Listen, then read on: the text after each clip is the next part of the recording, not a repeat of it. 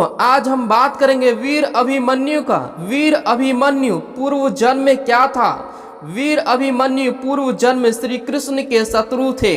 अभिमन्यु के बारे में ऐसा ही कथा है कि यह पूर्व जन्म में भगवान श्री कृष्ण के शत्रु थे, लेकिन इनका जन्म भगवान शिव के वरदान स्वरूप हुआ था। ऋषि शेषी रायन ने भगवान शिव से वरदान में एक ऐसा पुत्र प्राप्त किया था जिसे कोई पराजित नहीं कर सकता था।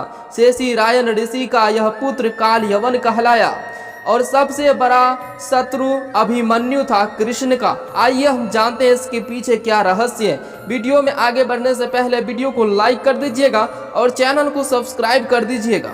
महाभारत का युद्ध में अभिमन्यु, जिसने एक युद्ध में अकेले ही कौरवों की पूरी प्रधान सेना को घायल कर दिया था, इस योद्धा का जन्म मृत्यु एक ऐसा रहस्य है जो लोक और परलोक के ऐसे भेद खोलता है जिन्हें जानकर कोई भी हैरान हो सकता है। इस असाधारण योद्धा का भगवान श्री कृष्ण का भंजा होना और महज 16 साल की उम्र में वीर गति को प्राप्त होना, यह एक रहस्य है। तो दरअसल इनके जन्म से पहले ही इनके पिता ने इनकी मृत्यु की उम्र तय कर दी थी।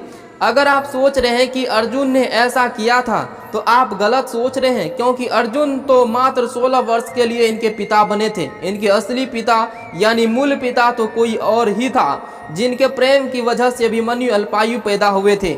आइए हम जानते हैं पूर्व जन्म में श्री कृष्ण के शत्रु अभिमन्यु कैसे था।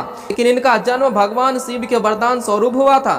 ऋषि शेषी रायन ने भगवान शिव से वरदान मांगा था और महाप्रतापी पुत्र प्राप्त किया था जिसका नाम काल यवन था, जिसे हम अभी अभिमन्यु के नाम से जान रहे हैं। शेषी रायन ऋषि का यह पुत्र काल यवन कहलाया। जरासंध के बहकावे में आकर काल यवन ने मथुरा पर आक्रमण कर दिया। भगवान श्री कृष्ण ने चतुराई से काल यवन को राजा मुचकुंद की गुफा में ले आए। काल यवन ने सोए हुए राजा मुचकुंद को श्री कृष्ण समझकर जगा दिया। राजा मुचकुंद की नजर काल यवन पर पड़ते ही वह जलकर भस्म हो गया, क्योंकि राजा मुचकुंद को वरदान प्राप्त था कि उसे जो भी नींद में जगाएगा वह भस्म हो जाएगा जलकर।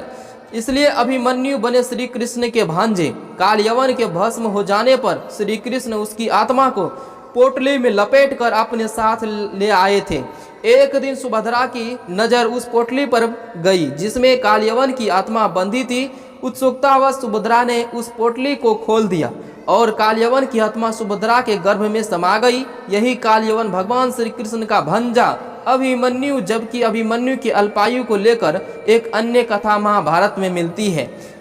पृथ्वी पर धर्म की स्थापना करने के लिए भगवान श्री कृष्ण अवतार लेने वाले थे, तभी सभी देवी देवताओं से इसमें योगदान करने के लिए कहा गया। सभी देवी देवता इसके लिए तैयार हो गए। कुछ देवता स्वयं मनुष्य बनकर धरती पर अवतरित हुए तो कुछ ने अपने पुत्रों को भेजा। चंद्रदेव से कहा गया कि वह अपने पुत्र वर्चा को पृथ्वी पर अवतरित होने की आज्ञा दें।